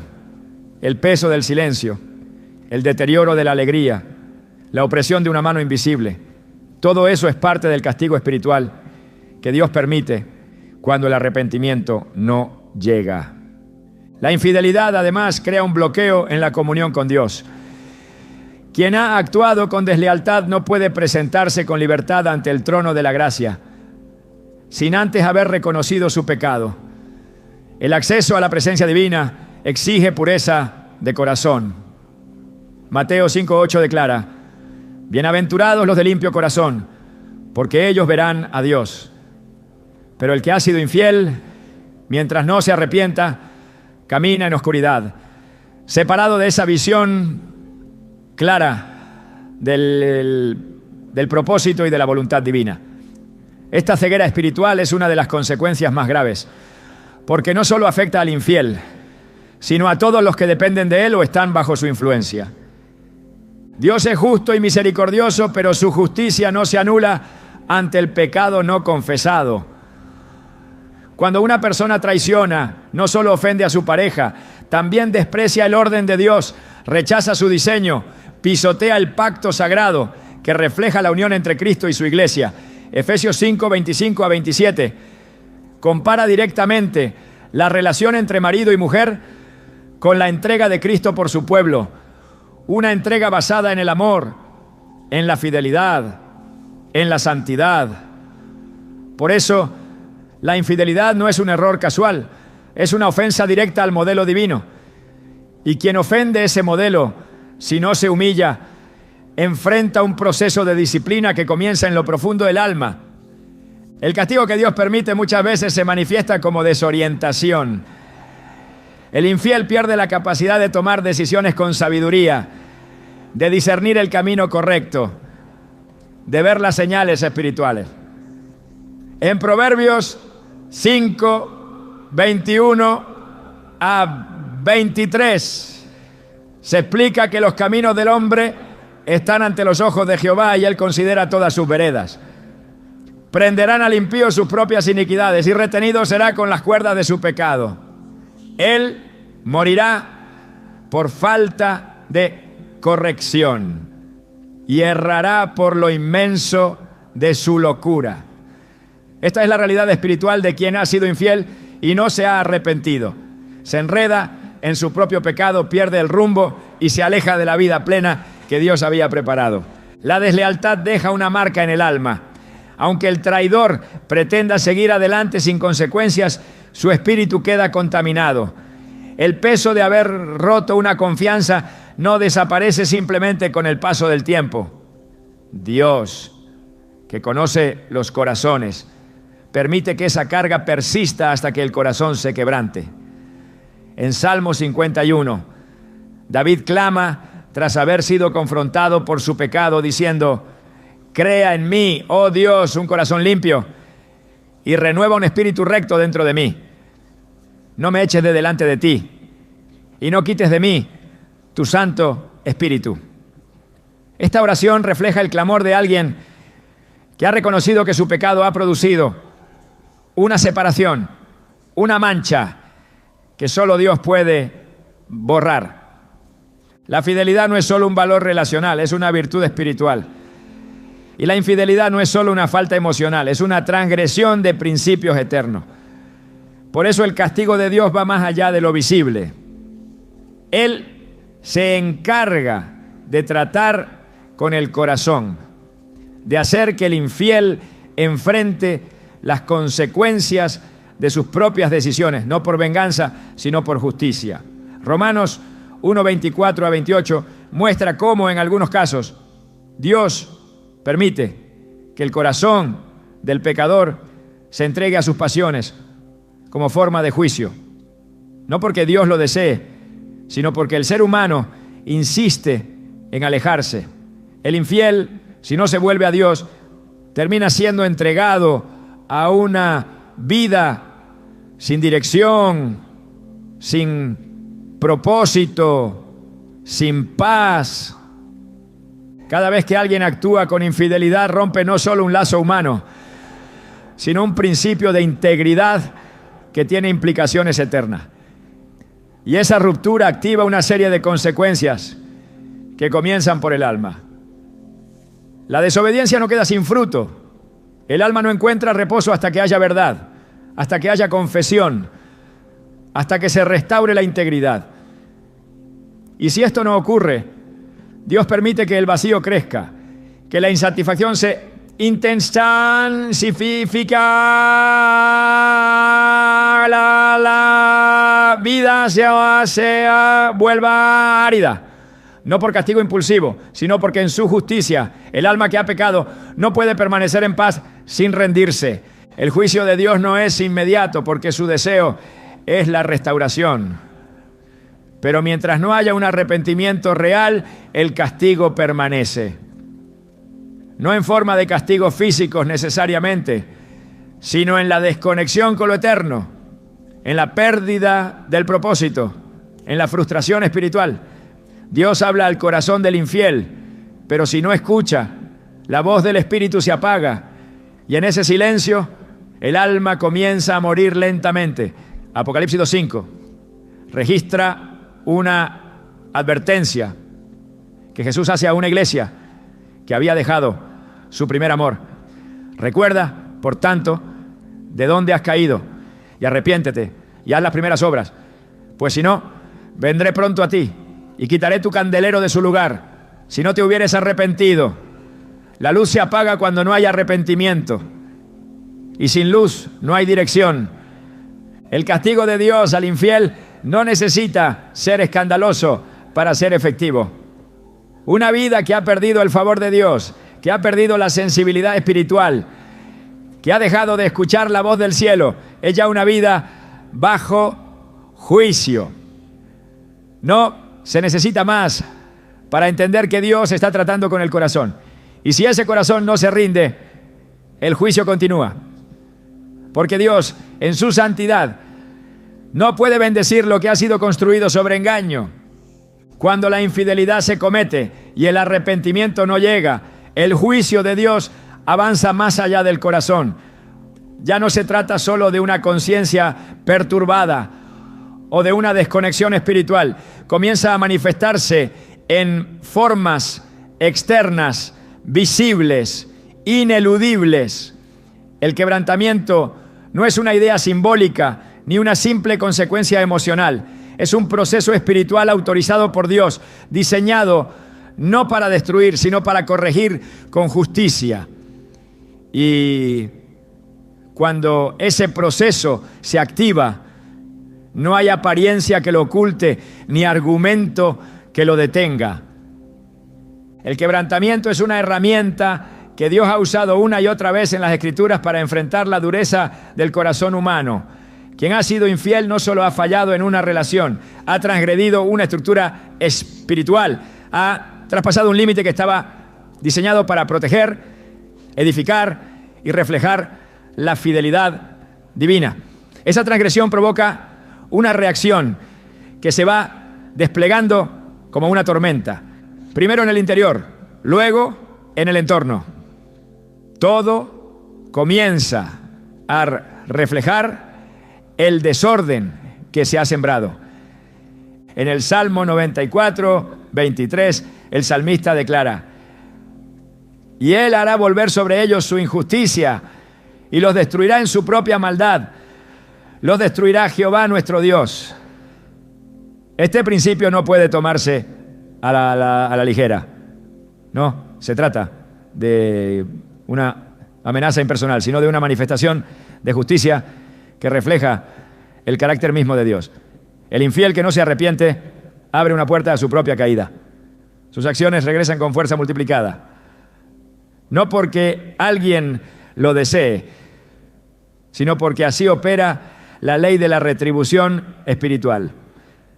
Dios permite que las estructuras que sostenían al infiel comiencen a tambalear. Las relaciones que antes fluían se tornan tensas. Los proyectos que prometían éxito se paralizan. Las puertas que parecían abiertas se cierran sin explicación. No porque Dios haya dejado de ser bueno, sino porque Él no prospera lo que ha sido edificado sobre el engaño. Salmo 127:1 enseña: si Jehová no edificare la casa, en vano trabajan los que la edifican. Cuando una vida se construye sobre la traición, esa construcción queda desprovista del respaldo divino. Y sin ese respaldo todo se quiebra, aunque parezca sólido. El quebrantamiento no siempre viene con estruendo, pero su impacto es profundo. Puede manifestarse en la pérdida de credibilidad, en la ruptura de vínculos, en la vergüenza pública, en la exposición de lo que se intentó ocultar. Y cuando Dios decide exponer lo oculto, lo hace con precisión. Lucas 12:3 lo afirma. Por tanto, todo lo que habéis dicho en tinieblas a la luz será oído. Y lo que hablasteis al oído en los aposentos se proclamará en las azoteas. El juicio se despliega sin necesidad de testigos humanos, porque el cielo ya ha registrado todo. El quebrantamiento divino no es impulsivo ni injusto, es consecuencia del desprecio al llamado al arrepentimiento. Dios extiende su mano una y otra vez, pero si el corazón permanece endurecido, si se desprecia la corrección, entonces viene la caída. Proverbios 29:1 dice: el hombre que reprendido endurece la cerviz, de repente será quebrantado y no habrá para él medicina. Esta declaración es clara. El quebrantamiento es el resultado de una resistencia prolongada, de una necedad que cierra los oídos al consejo, de un pecado que se alimenta de su propia arrogancia. Cuando Dios permite el quebrantamiento, lo hace con el objetivo de producir un cambio. Sin embargo, no todos responden con humildad.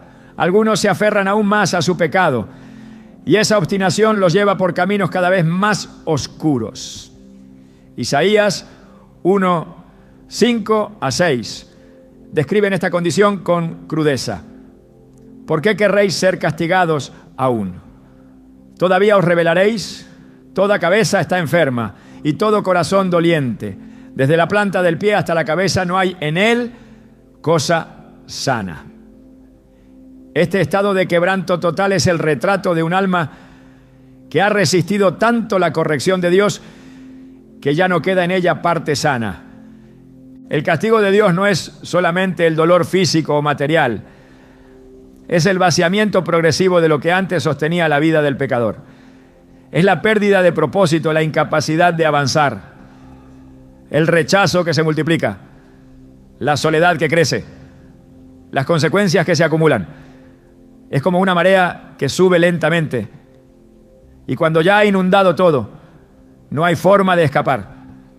Jeremías 2:19 lo expresa así: tu maldad te castigará y tus rebeldías te condenarán. Sabe pues y ve cuán malo y amargo es el haber dejado tú a Jehová tu Dios. En este juicio no es Dios quien se aleja, es el hombre quien ha escogido el camino del abandono, y ese camino no tiene retorno sin quebranto. El infiel que persiste en su conducta y se niega a rendirse enfrentará un momento donde todo lo que ha sembrado se vuelve en su contra. Aún sus palabras se convierten en testimonio de su caída. Lo que antes usó para justificar su traición, lo que dijo para defender su pecado, todo eso se transforma en evidencia delante de Dios. Mateo 12:37 declara: porque por tus palabras serás justificado y por tus palabras serás condenado. No se trata solo de actos, sino de todo lo que se dijo, se afirmó, se defendió. El juicio de Dios recoge incluso lo que se quiso imponer como verdad. El quebrantamiento es inevitable cuando la persona se mantiene en rebeldía. Es un acto de justicia que no responde al capricho divino, sino al diseño moral del universo. Quien actúa con traición rompe una armonía que estaba bendecida y al hacerlo desata sobre sí un caos que solo la gracia, si es buscada a tiempo, puede revertir. Pero cuando esa gracia es despreciada, el castigo no puede ser evitado. Segunda de Crónicas 36:16 describe la consecuencia de despreciar la misericordia, mas ellos hacían escarnio de los mensajeros de Dios y menospreciaban sus palabras, burlándose de sus profetas, hasta que subió la ira de Jehová contra su pueblo, y no hubo ya remedio. Ese no hubo ya remedio es el punto de quiebre donde el juicio se convierte en sentencia. A medida que el juicio se despliega, el infiel comienza a experimentar una pérdida de control. Lo que antes dominaba se le escapa, lo que antes manejaba se le vuelve confuso, lo que antes aseguraba ya no tiene valor. Es como si la estructura de su vida colapsara pieza por pieza. Y cuando eso sucede, se confirma lo que dice el Salmo 73, 18 a 19. Ciertamente los has puesto en deslizaderos, en asolamientos los harás caer. ¿Cómo han sido asolados de repente? Perecieron, se consumieron de terrores. No hay estabilidad cuando Dios retira su mano. No hay seguridad cuando la justicia divina ha determinado actuar. El quebrantamiento puede ser también una vergüenza pública, cuando la verdad que se ocultó durante tanto tiempo sale a la luz y las personas comienzan a ver lo que Dios ya había visto, la máscara cae. El rostro del engaño queda expuesto y no hay lugar donde esconderse. Isaías 47, 10 a 11, advierte a quienes viven confiados en su maldad. Confiaste en tu maldad diciendo, nadie me ve. Tu sabiduría y tu misma ciencia te engañaron.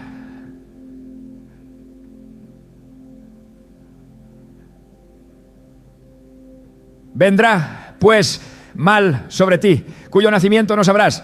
Caerá sobre ti quebrantamiento, el cual no podrás remediar. Este tipo de juicio es doloroso, pero justo. No se origina en la venganza, sino en el carácter santo de Dios, que no tolera el pecado oculto indefinidamente. Hay un punto en el quebrantamiento donde el infiel tiene que decidir. Puede reconocer que todo lo que le sucede no es fruto de la mala suerte ni de la traición ajena, sino de su propia desobediencia. O puede continuar justificándose, endureciéndose, resistiendo. Pero cuanto más se resiste, más profundo es el quebranto. Y en ese proceso Dios sigue siendo justo. Él no se complace en destruir, pero no puede pasar por alto la infidelidad sin respuesta. Ezequiel 18:30 expresa el deseo de Dios con claridad. Convertíos y apartaos de todas vuestras transgresiones, y no os será la iniquidad causa de ruina. El quebrantamiento es una llamada urgente al arrepentimiento. Es el eco de una justicia que clama desde el cielo, buscando aún rescatar lo que está a punto de perderse. Pero si ese clamor no es escuchado, el castigo continúa. No por crueldad, sino porque el que ha pecado ha elegido ignorar el llamado, despreciar la corrección y continuar en un camino que inevitablemente conduce a la ruina. Oseas 4:6 lo confirma. Mi pueblo fue destruido porque le faltó conocimiento. Por cuanto desechaste el conocimiento, yo te echaré del sacerdocio. Nada escapa a la justicia de Dios. Y cuando el quebrantamiento llega, el infiel no puede alegar ignorancia. Dios habló, advirtió, esperó. Pero si no hubo rendición, el juicio se despliega con toda su fuerza. Aún así, hasta el último momento, el propósito de Dios no es solo castigar, sino corregir, porque el quebrantamiento no es el fin, es la última oportunidad de volver. Pero si esa oportunidad se desperdicia, el castigo se convierte en testimonio eterno de la justicia divina. Cuando el alma ha sido herida por una infidelidad, es común que surja una sensación de abandono, de invisibilidad, de vacío profundo que no parece encontrar consuelo. El traicionado muchas veces no solo sufre la pérdida de la confianza, sino que también comienza a creer que ha sido olvidado incluso por Dios. El silencio del cielo puede sentirse abrumador y la aparente impunidad del infiel insoportable. Pero la palabra revela una verdad poderosa que cambia por completo esta percepción. Dios no solo castiga al infiel, sino que se levanta a favor del inocente. Él no permanece en silencio ante la injusticia y jamás ignora el clamor del justo. El corazón quebrantado no escapa a su atención. En Salmo 9:12 se declara: no se olvidará del clamor de los afligidos.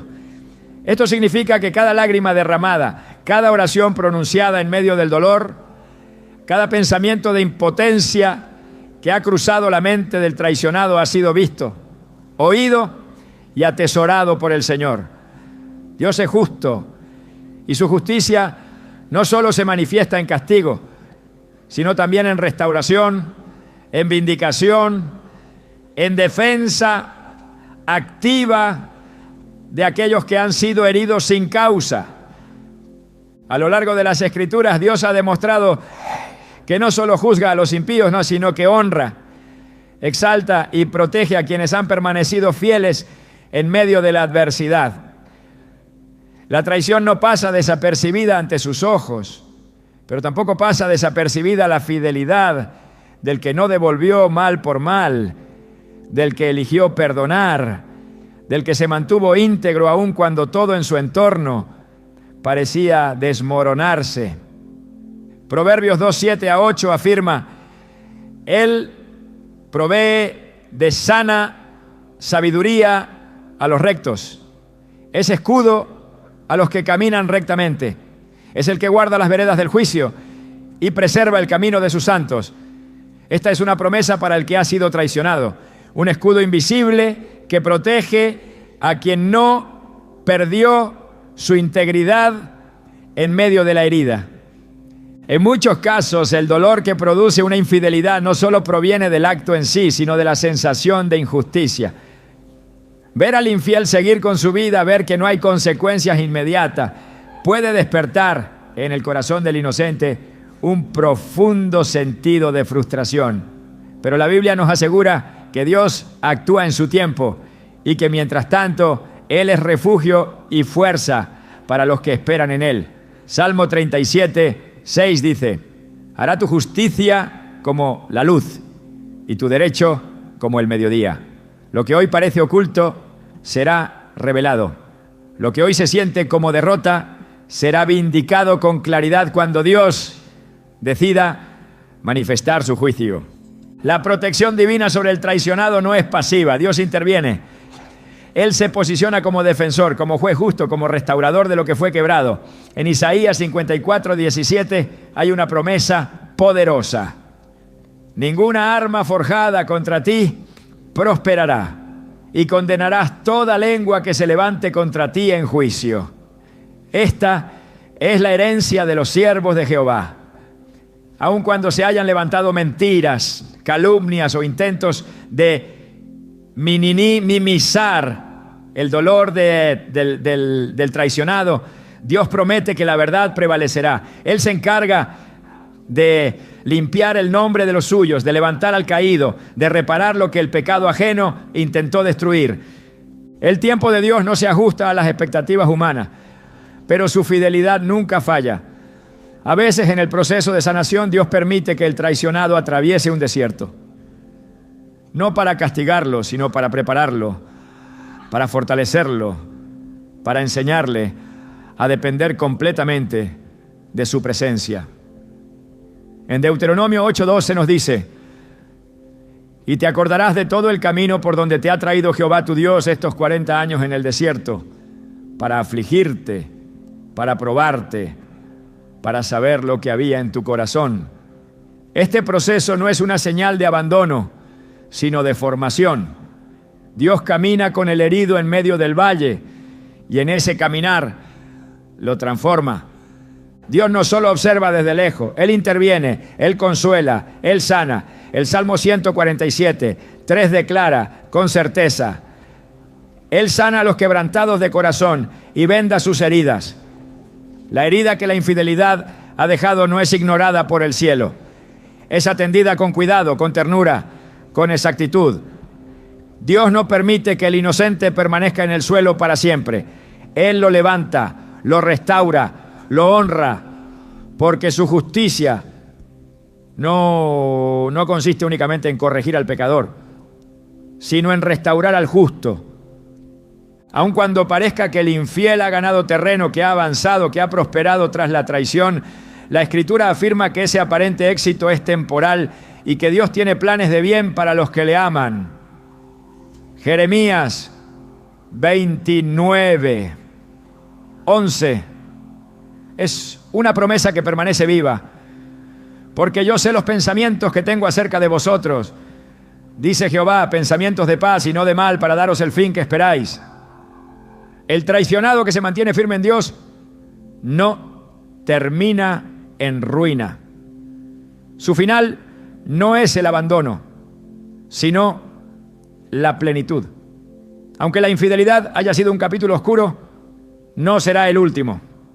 El Señor no solo protege, también recompensa. Él honra la fidelidad, incluso cuando nadie más la reconoce. Hebreos 6:10 nos asegura: porque Dios no es injusto para olvidar vuestra obra y el trabajo de amor que habéis mostrado hacia su nombre. La fidelidad del corazón herido, la firmeza del espíritu que decidió no vengarse, la obediencia del alma que continuó confiando, todo eso es registrado por Dios y será recompensado en el momento preciso. Ningún gesto de integridad pasa desapercibido. Ninguna oración hecha entre lágrimas queda sin respuesta. Dios se deleita en restaurar al que ha sido roto por la injusticia. No simplemente lo consuela, lo levanta con poder, lo posiciona en lugares donde su dignidad es restaurada y su voz es oída. En Joel 2:25, Él promete: yo restituiré los años que comió la oruga, el saltón, el revoltón y la langosta. Este es el lenguaje de la redención. Dios no solo sana, devuelve lo perdido, multiplica lo que fue arrebatado, transforma el dolor en un testimonio de gloria. La infidelidad no tiene la última palabra. El juicio de Dios sobre el infiel no termina con castigo. También se manifiesta con restauración sobre el inocente. El enemigo siempre intentará usar la traición para hacer que el herido se sienta sin valor, sin propósito, sin futuro. Pero Dios responde con una identidad restaurada, con una visión renovada, con una promesa más grande que el pasado. Romanos 8:28 afirma: y sabemos que a los que aman a Dios, todas las cosas les ayudan a bien. Esto incluye el dolor, la pérdida, la traición. Nada escapa al poder redentor de Dios. Cuando el traicionado permanece firme, cuando su corazón se mantiene delante del Señor, aún lo más doloroso se convierte en un camino hacia una vida más plena. El castigo al infiel es parte de la justicia divina, pero la restauración del inocente es la otra cara de esa justicia. Dios no permite que la historia quede incompleta. Él responde en ambos lados, corrige al que ha hecho mal y honra al que permaneció.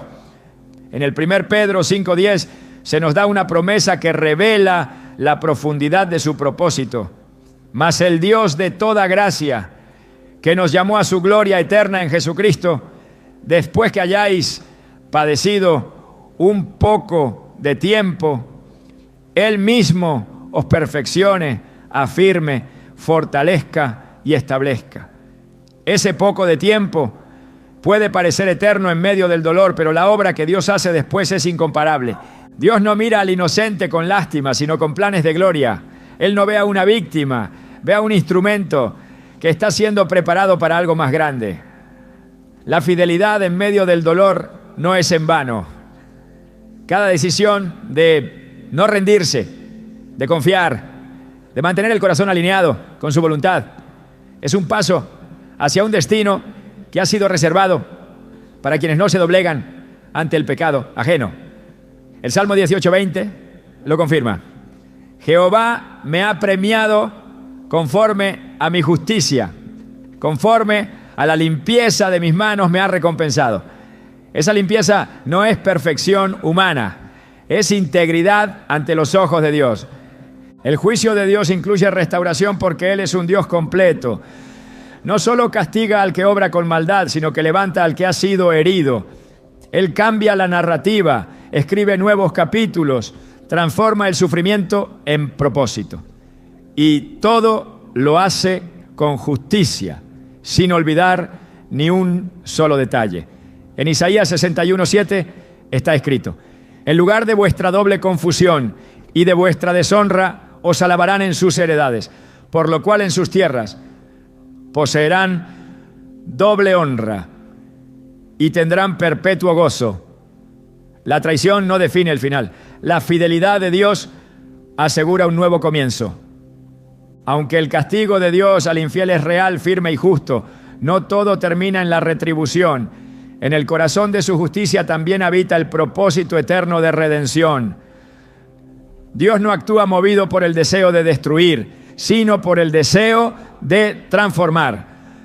Y aún en medio de las consecuencias, en medio del quebrantamiento, en medio de la ruina que puede seguir a la traición, Dios sigue extendiendo una puerta abierta a la restauración.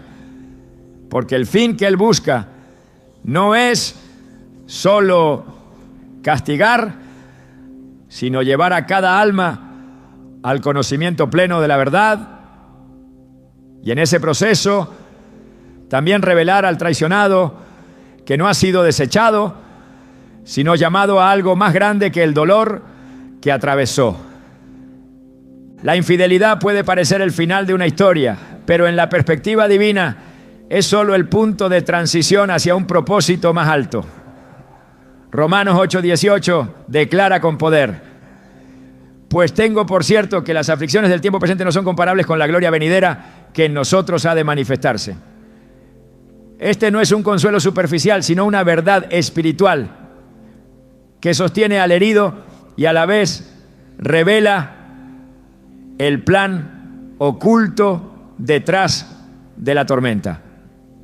Dios no permite la traición para destruir al inocente, sino para abrirle camino hacia una vida más profunda, más rica, más íntima con Él. En medio del sufrimiento que deja la infidelidad, Dios comienza a construir una nueva identidad. El corazón roto es el terreno fértil donde Él deposita semillas de visión, fuerza, discernimiento y autoridad. Lo que antes era solo una vida común, marcada por la rutina de lo previsible, se convierte ahora en un camino de revelación. En Isaías 43:19 se encuentra una promesa clara: he aquí que yo hago cosa nueva, pronto saldrá luz. Luz no la conoceréis. La traición, lejos de ser el final, se convierte en el inicio de algo que antes no se habría podido alcanzar sin ese dolor. No porque Dios la haya provocado, sino porque Él tiene el poder de usar incluso lo que el enemigo quiso para mal, para obrar el bien. A quienes han sido heridos y se han preguntado si alguna vez volverán a sonreír con libertad, Dios les responde con su fidelidad. La infidelidad del ser humano jamás anula la fidelidad del cielo. Segunda de Timoteo 2:13 nos recuerda: si fuéramos infieles, Él permanece fiel.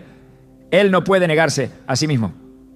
El dolor no cambia su esencia, ni las pérdidas modifican su propósito. Quien fue fiel y quedó herido, tiene asegurado no solo consuelo, sino un destino lleno de propósito.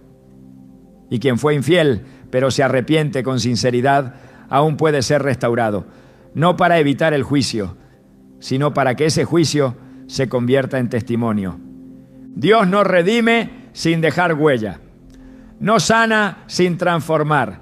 Lo que comienza como un clamor por justicia termina siendo un testimonio de cómo Dios escribe historias de gloria desde los escombros. Él no da segundas oportunidades como un favor pasajero, sino como parte de un plan eterno donde cada detalle, incluso el más doloroso, encuentra su lugar. En Jeremías 29:11, su intención queda clara: pensamientos de paz y no de mal, para daros el fin que esperáis. El castigo al infiel puede haber sido necesario, pero lo que Dios quiere con el inocente es cumplimiento. propósito, plenitud.